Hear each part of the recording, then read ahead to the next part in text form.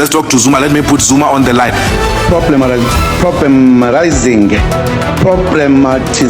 Shut up, you stay in and listen. I will murder you. Nkandla. Thixo waseGeorge Cox.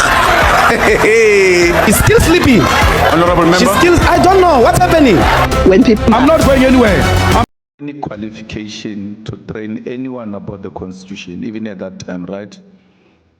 Didn't hear the question. You don't have any qualification, and you did not have any qualification to train anyone about Constitution in 1997. No, We're talking about you, not everybody, you. no, Chairman, there was no qualifications then. No, you did not have. Okay, Chairman, I had no qualifications to train anybody in the Constitution. When was the Constitution adopted? I didn't train them in the Constitution. I trained them on the Bill of Rights. Oh, la, la. When was the Constitution adopted? The one you were training them on. What's he saying? When was the Constitution adopted? The one you were training them on. In 1996. Was Cyril not part of the people who were at the center of developing that Constitution?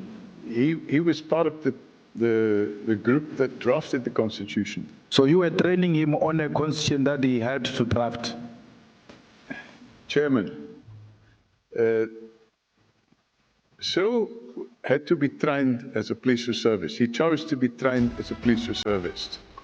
So, ironically, that training included understanding the Bill of Rights. It didn't I think I made it clear, it doesn't deal with the whole Constitution. It dealt with the Bill of Rights and police ethics.